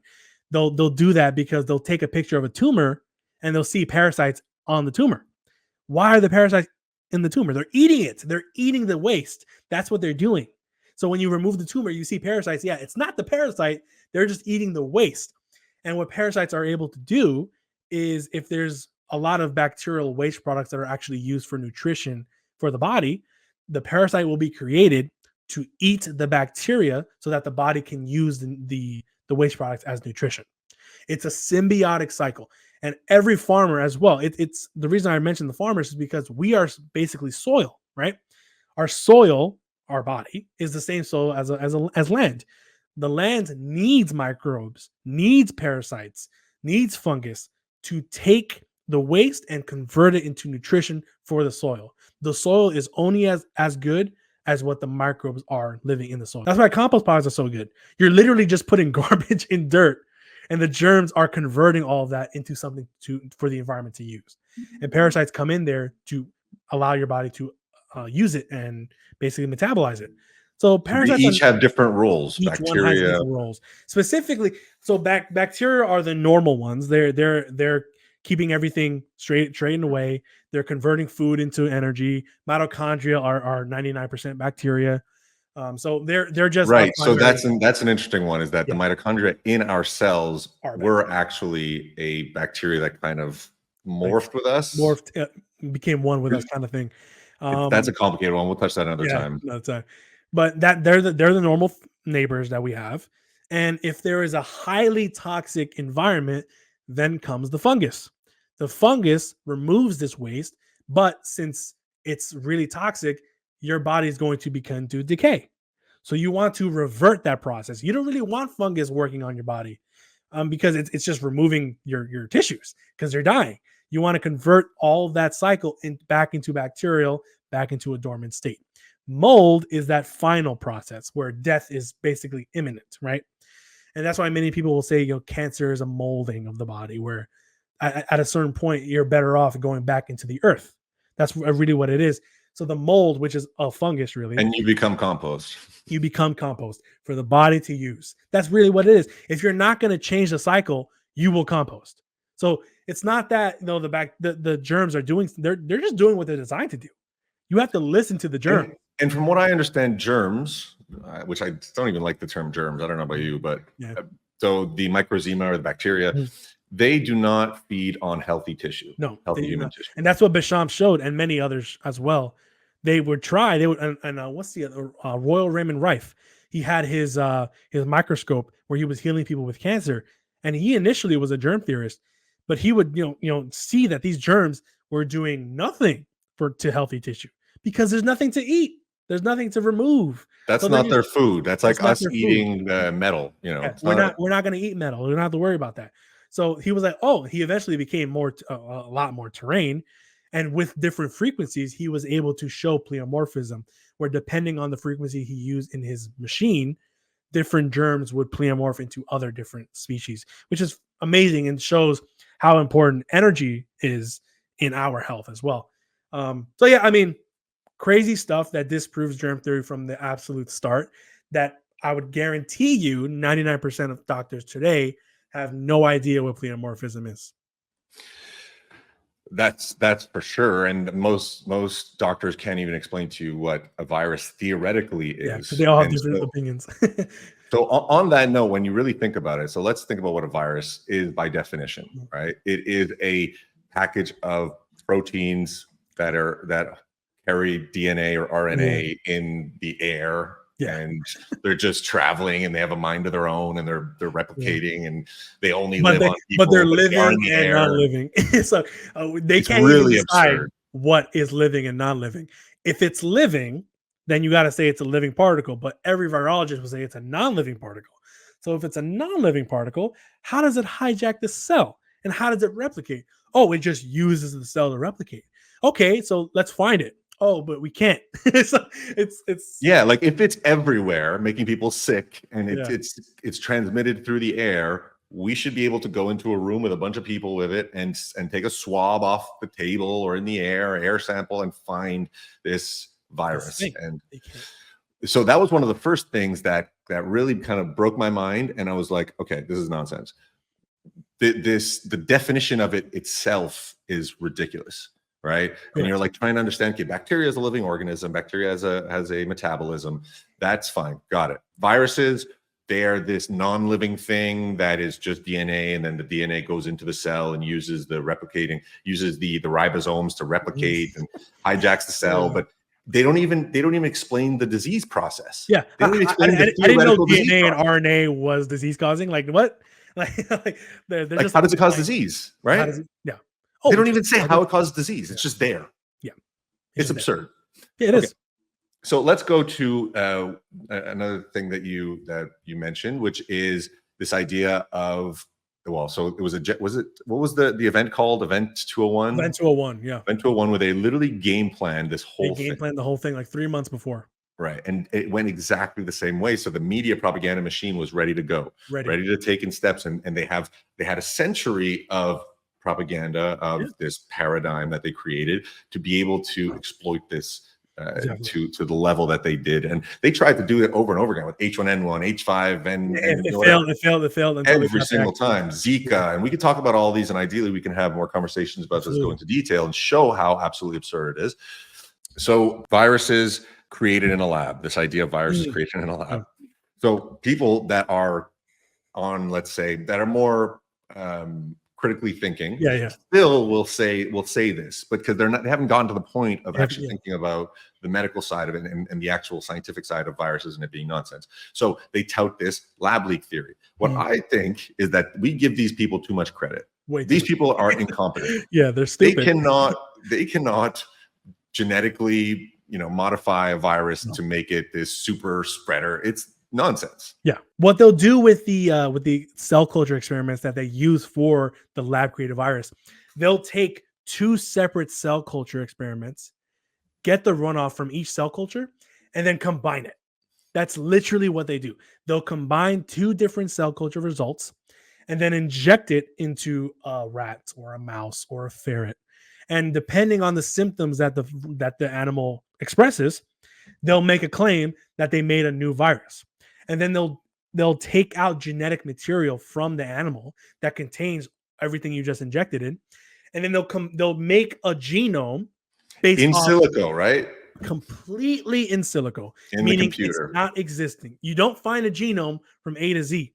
You take tiny sequences, you put them into a machine, which then spits out millions of different possibilities that are not found in nature. And then you say, yep, there's the genome right there because I just templated against the other genome that I made the same exact way. And then they'll claim, oh, that's a lab leak virus. No. And this is viruses mutating and blah, blah, blah. It's so stupid because that's what they do. They can't replicate the exact genome. So each one is different, which is why they'll then say, oh, it's just mutating. No, it's not. Stefan Lanka conducted a very good and control experiment, specifically with the genomic side, where he was able to take, I don't want to misquote, but he was able to take the SARS-CoV-2 genome, and from that genome was able to get the entire genomes of influenza, HIV, Ebola, all these different viruses from the same genome and from the same person that was being worked on with the experiment. How's that possible? And then when they take the sequences that the original paper used and actually try to build the genome of SARS-CoV-2, they couldn't, because the original team had added a bunch of sequences and removed some sequences, because all of it is fake. It's all built up computer nonsense.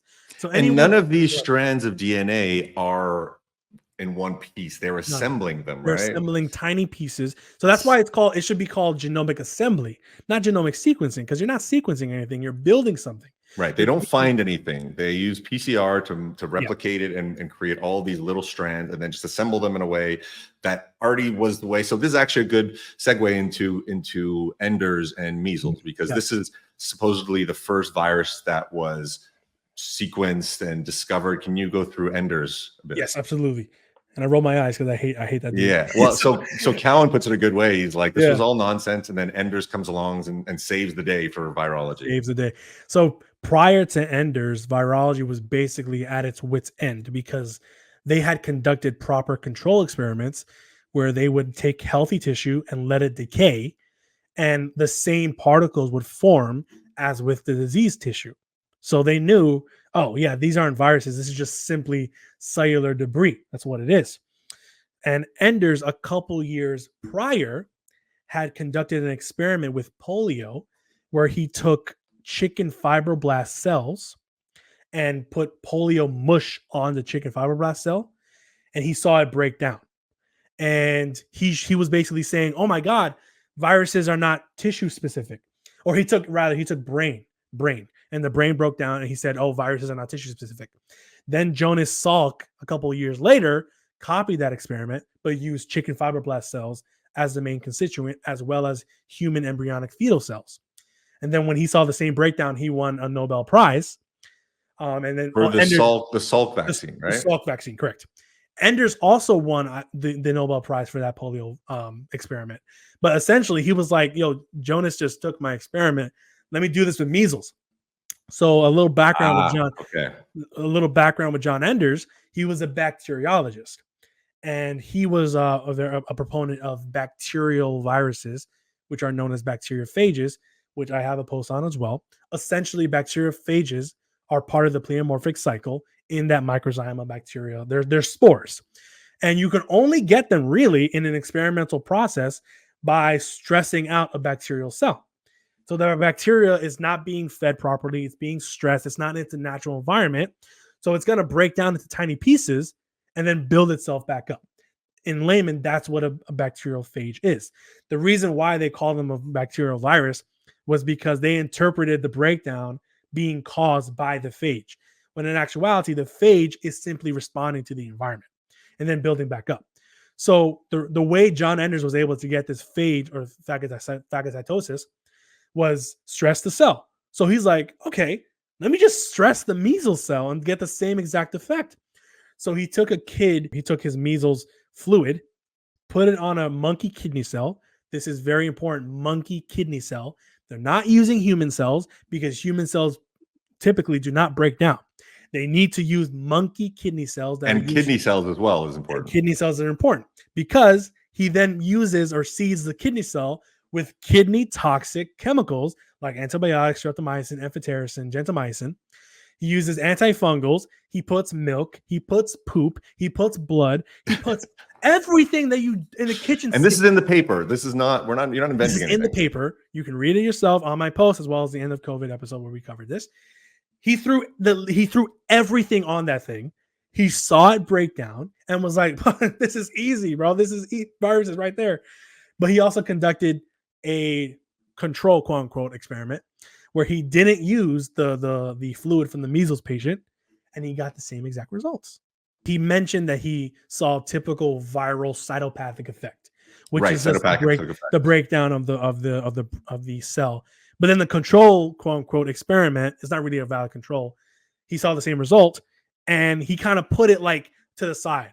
It might be another virus. It might be a virus from the cell itself, and then that is what is used. No shame, now. these people. No shame. He used it as proof, and that is still used as proof today of virus isolation. But any critical thinking person says you didn't isolate anything. You just nuked a cell, and you saw some stuff happen. And then during that time, maybe like within the 10 years after that study, which happened, I believe, 1954, other control experiments were done using monkey kidney cells specifically for virus isolation. And each one saw that you can break down these cells very easily with different chemicals. And this is what they were using for virology. Nephrotoxins, literally kidney toxic toxins. But when you read these studies, oh shit, there's going to be. So let me backtrack. Go ahead.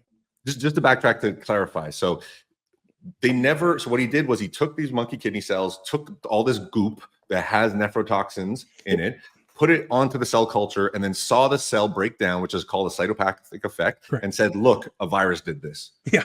Which is any just common sense thinking person can see that that's nonsense, exactly. But we have to get there. And that's the beauty of Cowan, and what you're doing is making it more simple and using all this lingo that they use, cytopathic effect, and exposing it. So sorry, go ahead. Yeah. So in those experiments after Enders, they were showing that these cells were very easily manipulated into cytopathic effects, and that they can get, without disease filtrates or without any viral samples, that's what they call, you can break them down and get the same exact particles form. But instead of saying, yeah, virology is a pseudoscience, they doubled down and said these cells themselves are creating new viruses from the cell itself. So which is why now people like in the alternative medicine, they'll say these vaccines contain a virus from monkey cells called SV40, which is actually just particles from a monkey kidney cell. That's what these studies are showing.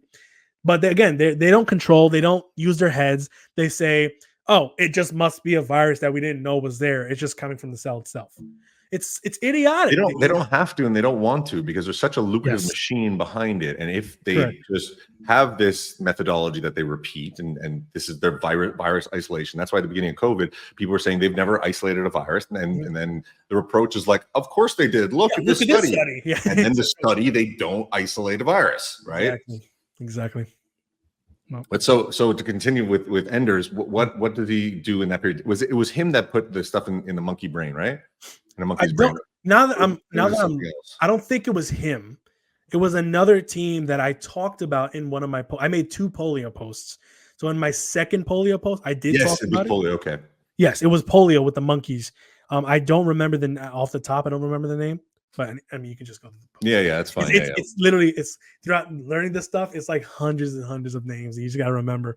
It's Yeah, tough. yeah. But that's why it's intimidating to a lot of people, It's because very it's like, where do you intimidating. start? But once you get the basis of it, once you see the world through a different lens of terrain theory and what really makes you sick, and it's toxins and malnutrition, then you can really start to see where they're And doing again, this like voodoo. these studies and this voodoo is what they show as proof for their virus isolations. No one is saying they don't have a study that literally says virus isolation. We know they do. Right. What we're saying is their definition of isolation is not actual isolation. You want to isolate a prisoner, you take him out, you put him into a little jail cell. That's isolation. You want to isolate an M&M from trail mix, take the M&M out. Simple. You don't add stuff to the thing, to the virus that you don't even see in the beginning, which is why virology at its core is pseudoscientific, because it doesn't contain an independent variable. It doesn't have something to test. So if you don't have anything to test at the beginning, you can't be a science. Yeah, they have nothing to test. They never had a SARS-CoV-2 to be able to compare it to. It was just in silico. It was in a computer. And Christian Drosten, Cowan goes over it in that talk. Yeah, it's a joke. So I'd like to not to cut you off. It was no. Landsteiner and Popper. They were the ones that injected whole cups of polio mush and culture into monkey abdominals and brain. Right. So, and they also, if I'm not mistaken, maybe they did a control study with nothing, just with a bunch of mush, and they still died. Correct. Like, I mean, they got extremely sick and died. We should just take the virologist and just inject water into their brains and see what happens. I mean, right. Yeah.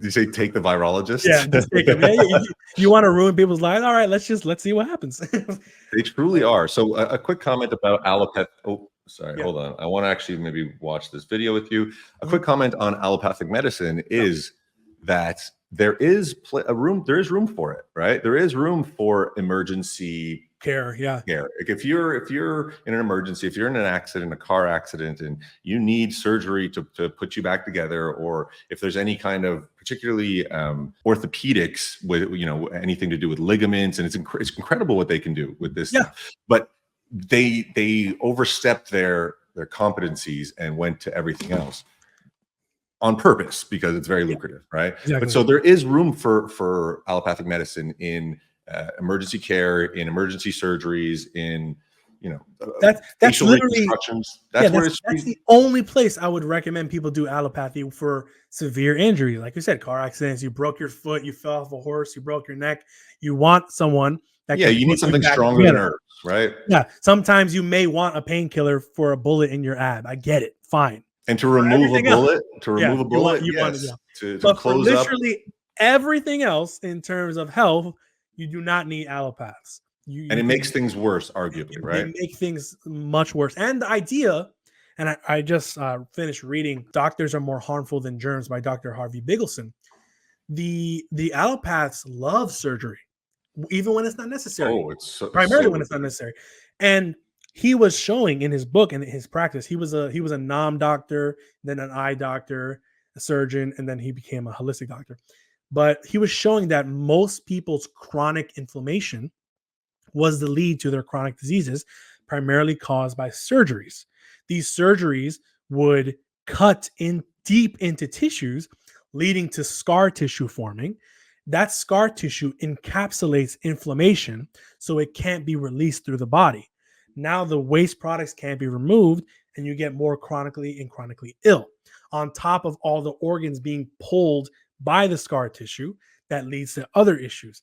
And I never had connected that part, but then he was showing his case studies where people were getting surgeries and they just got worse and worse and worse, where everything in terms of chronic inflammation primarily was linked to surgeries.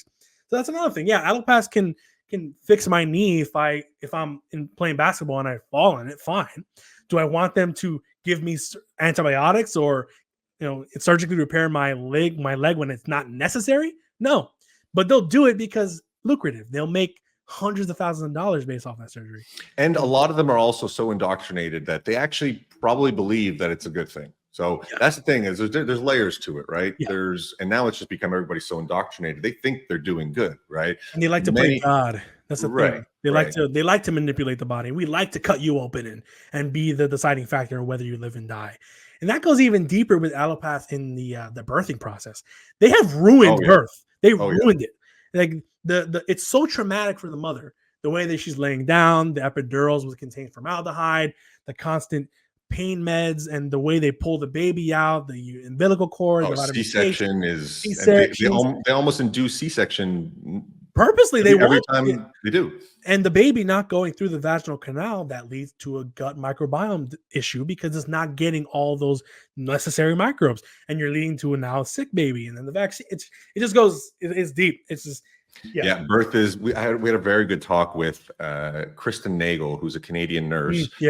About birth, because she was a nurse she says she was an indoctrinated nurse, and she went through the process of, and it started with birth is where she said, and she had her first child through, almost had to have a C-section because of the epidural. I didn't realize that the epidural actually, not the epidural, there's they call it the birth funnel or something, and they do all these processes, and it actually makes it so you have to have a C-section, right? Yeah. Or it induces, because it makes money. It's more money. Right. And then you're leading to now a traumatic birth, which trauma is a toxin in itself. The baby knows that. And then you're cutting the umbilical cord way too soon. It's just, most of our health, I would say, would be rooted starting at the birth process. Absolutely, yeah. So I'd like to, there's this video that I'd spoken about, Cowan talks about the first non-Chinese isolation of SARS-CoV-2. I'd like to maybe just watch the beginning of it, and you can comment kind of on this paper, because I know you went through this paper as well. So let's take a look at this. So here's a study, one of the most important, isolation and rapid sharing of the 2019 novel coronavirus SARS-CoV-2 from the first patient diagnosed with COVID in Australia. This was the first non-Chinese isolation study done. Very important study. Same thing, viral culture material from initial nasopharyngeal swab was used to inoculate a Viroslam cell line. So you know what's happening now. You know what they did. Now here's the most important thing. And I'm going to read it, and this will not make sense, and then I'm going to explain it. Quote. This is what he does best. It doesn't make sense the way they write it, but he puts it into context that just is simple, right? So, electron micrographs of sectioned viro cells showed cytoplasmic membrane-bound vesicles containing coronavirus particles, see box 5b. Following several failures to recover virions with the characteristic fringe of surface spike proteins, it was found that adding trypsin to the cell culture medium immediately improved virion morphology. Let me explain that. So he did this whole thing that I just explained, and he found these particles, right? And he shows them on his electron microscope picture. Mind you, there's lots of other different particles in this slide, but he points an arrow and he says, those are the SARS-CoV-2, because I can see this characteristic spike protein. You've all seen that, right? But then he says, we didn't get them. They didn't look like the spike protein. So we added trypsin, which is a protein digesting enzyme, and then we could see the spike proteins. In other words, you have this thing which has a protein coat, and so you only see the spiky things if you dissolve the coat. Mm-hmm. Or, as I said, you want to get a box of wood and you look for star-shaped pieces of wood, but you look and they're all square. So you call your carpenter friend and he cuts out the edges and look, stars. Or as Andy said, you go looking and you see a pig and you stick some feathers on it and look, a chicken. In other words, you don't see the So he does a great job at simplifying that, right? Let me see. So this is what we were talking about, right? Yeah. So in this case, what do they do? In this case, they do the typical cell culture experiment. And so they took someone who had a PCR positive from Australia, and they took their fluid, they put it on a cell culture, and he mentioned the Vero cells. The Vero E6 cells specifically are genetically modified, so they're weaker. The monkey cells by themselves are weak. They're very easy to manipulate, but those cells specifically are very easy to break down. And the way they sequence things too is very important. When they add like stuff like fetal bovine serum, which comes from a cow, like blood from a cow, and Vero E6 cells as a cell, a lot of those sequences that they're testing are coming from those things, not the actual human themselves. But in any case, they add the antibiotics, all the chemicals, they see breakdown, and they saw particles, but these particles did not have the spikes on them. The spikes that all the media is posting, oh, look at this spike, look at this spike. So they added trypsin, which is an enzyme eater, and then lo and behold, the spikes formed. And they're like, oh, there it is. That's SARS-CoV-2. But when you look at other studies that have been done, showing particles that are indistinguishable from viruses, like intracellular vesicles, exosomes, extracellular vesicles, and right, exosomes is an interesting one. exosomes. We'll talk about it another time. Yeah, and the spikes themselves they found are primarily made out of clathrin, which is a common protein found in humans. So they're not disease causing at all. And I found this little photo here that I thought was hilarious. But right here, all these different viruses that look exactly the same as each one. And they'll make the claim that they're all different, but they look exactly the same. So this is what they do. They manipulate their experiment to get the result that they want. And the Australia study is a very good example of that. They didn't have the effect they wanted, so they just added more chemicals, and then they got the effect. So it's also likely that this is Harold Hillman's work that Harold Hillman, amazing man. He goes very deep. I haven't gotten enough into him, but basically what he's saying is that most of these things that they're pointing at are just artifacts from the very process of electron microscopy, right? Yep. He says he has like a list of 20 or 30 different things that doctors do, that labs do, that are primarily all artifacts. He goes deep, like ribosomes are likely artifacts. Right. They're all perfectly circular, right? Perfectly circular, which is impossible after what you do to the cell. And then what the nerve synapses, another one, where that's completely artificial, where there's no way you can get these things after you cut the heck out of it, you heat it up, you add chemicals, you dehydrate it, and then you spin it around. There's no way this is going to be what you see in nature, which is the huge problem with medicine today. Most of the stuff they see is dead. It's not living. They don't look at the holistic you. They just see these labs of blood or this or that is then nuked and dead, and they'll make a claim. And that's all they do.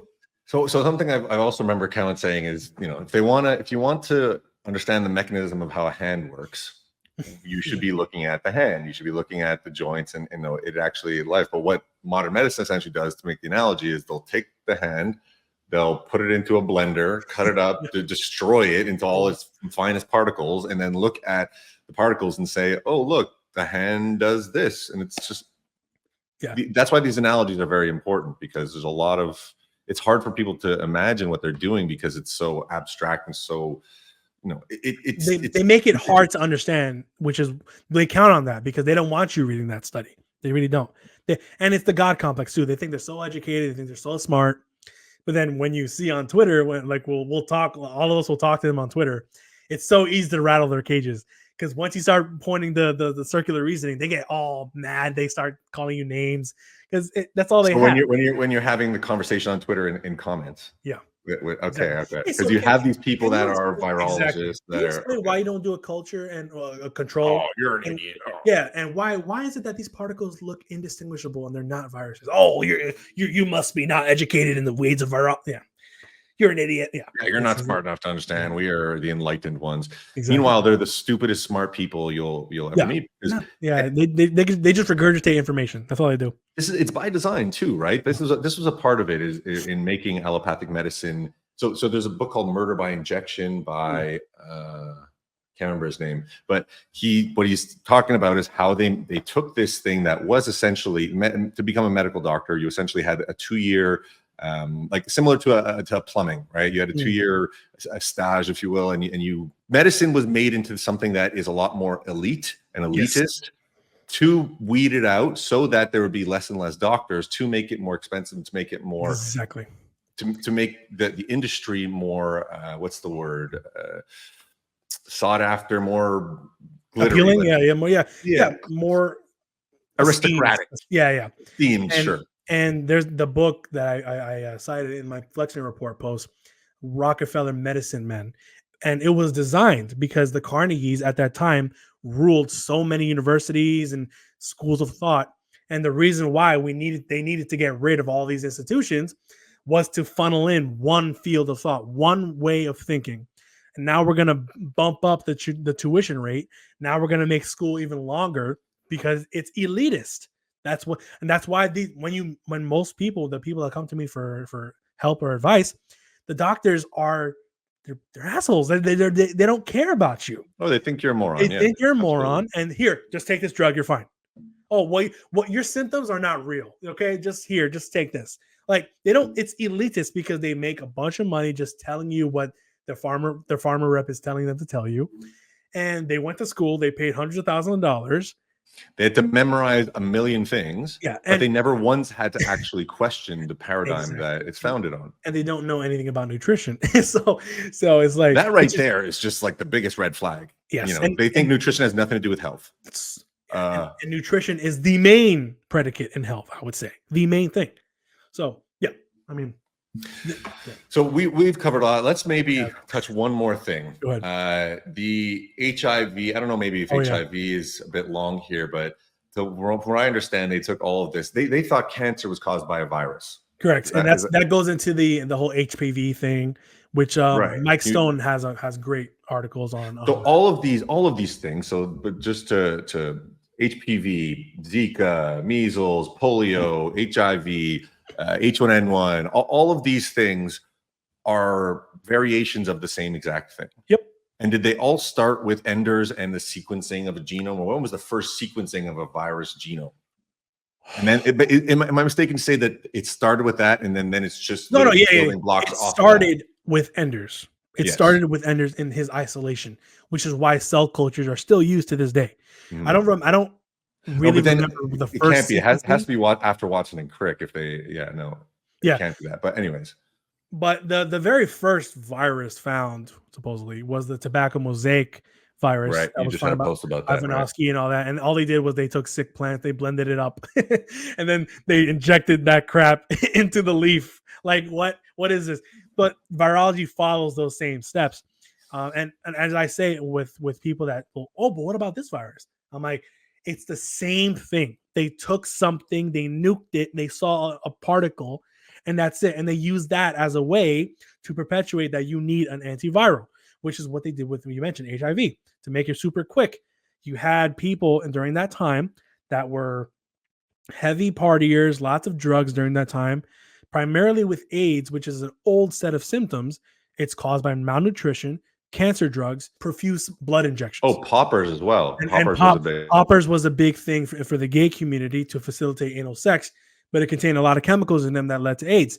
AIDS is essentially what your body can't heal itself. That's what it is. Yeah, autoimmune diseases, which is a whole discussion because this idea of autoimmune disease is flawed, false, essentially, right? Yeah. And I have a document which contains like 15 sources about HIV. The Perth group specifically did fantastic work with HIV, disposing the myth that they isolated anything, which they didn't, and the antibody issues. But really what they did was they took these old symptoms and then they targeted one community, the gay community specifically, because they were into drugs and poppers and all that. And they gave them AZT, which was a drug that gave people AIDS and Kaposi sarcoma. So the most toxic drug you can, one of the most toxic drugs you can ever think of, that gave them to people. And then other people not in that community were testing positive with the PCRs, with the antibody tests. And then they were getting AZT, and then they were dying. And who was part of that whole thing? Fauci led the charge. He did the same thing for COVID. So he did the same thing with taking these old symptoms, Copy paste. PCR antibody. Now we give them remdesivir. Now they die. It's the same thing. And the HIV was part 1. That's what I always tell people. COVID was part 2 of HIV. So And so from what I understand, it started off, they had a bunch of labs that were testing the hypothesis that cancer was caused by a virus. And then when that showed nothing for 30 years, they needed kind of a transition.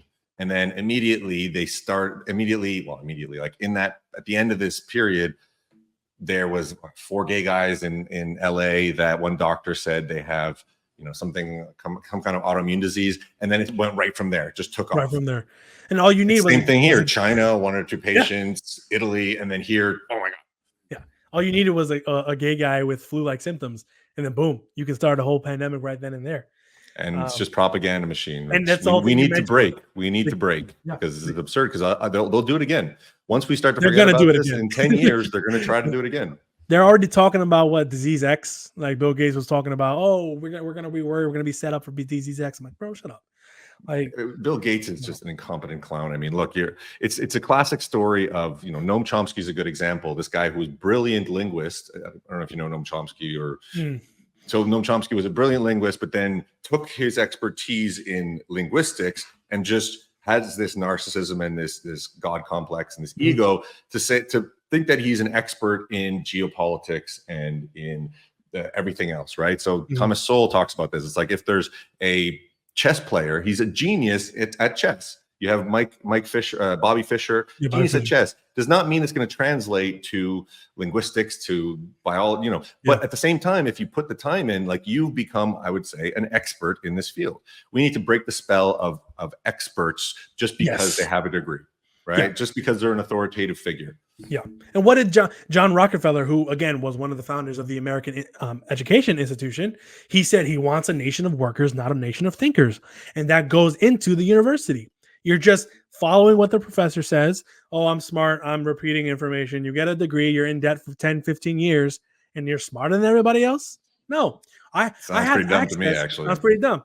I have access to the same studies these virologists have. You just look it up. You can use Google or Safari or whatever. And you're actually reading them. I can almost guarantee you that these people have not even read these studies because these are the foundational studies, right? And you can see it. You can see when they reference the studies at the very end, they all almost always contradict the study that they reference because they did not read them, right? So, So in HIV, we'll wrap up in a sec. But so HIV, Kerry Mullis was somebody who was a big proponent. There was Peter Duesberg who wrote Inventing the AIDS Virus, but Kerry Mullis wrote the forward to it, and he basically was in HIV research, and he was asked to write a paper, and his first statement is HIV is the probable cause of AIDS. And then when he goes to look for a paper that actually was the statement, you'd think somebody would win a Nobel Prize for discovering that HIV causes AIDS.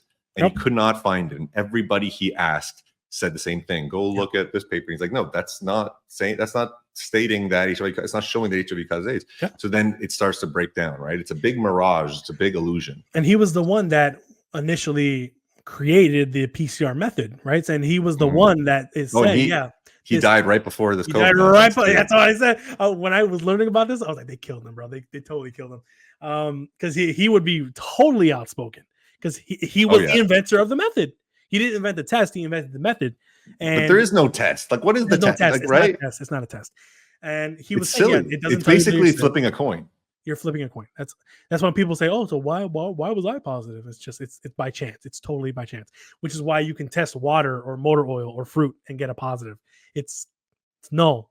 Not testing anything. Yeah, there was a president of some African country that did that, and he tested president of Tanzania. Right, he tested like watermelon, like a goat, or pawpaw fruit, a goat. Yeah, and got positive tests. And Elon Musk also did it, right? He took a bunch of tests, and like half of them were positive, half of them were negative. Mm-hmm. And in Tanzania, there was like no COVID. There was nothing. So. Right. And so essentially, if the idea is the more you test, the more positives you're going to have. Didn't he die? Like now that I'm thinking about it, I think he did die. Who, Kerry Mullis? No, the president of Tanzania. Not long after that. And I was like, president of Tanzania. I gotta double check this. I mean, I would not. Nothing Yes, surprises he me did. He anymore. died March 17th, 2021. What, did he die of COVID? That's a good Who knows? question. I don't know. Following a prolonged illness. That's what it says. Oh yeah, great. But convenient. Let's just say. Okay, dude. Yeah. Pleasure talking to you. Absolutely. I'd like to continue having these discussions and go into detail. I know your show, you're doing bacteria are our friends. Germs are our friends. Germs are friends. Yeah, germs are friends. Germs are friends. Let me pull this up right quick. Your page. I mean, if anybody's watching this, has a plethora of information, and the references that you put on each one are thorough. Yeah. So you have this podcast. What platform is it on mostly? It's on Spotify right now. Yeah. Spotify. Just Spotify right now. Mm-hmm. Oh, really? And Spotify is not giving you any trouble? No, not yet. I've seen a little bit of an inconsistent audience, I would say. Okay. So maybe it's getting to that point. But I'm still new to the podcast game, so I don't really know where to post. You should do it on Rumble as well. Rumble is one that Rumble's one that you will not be censored. It's not. Rumble's a good platform. So, undercover virologist Jacob Diaz. That's me.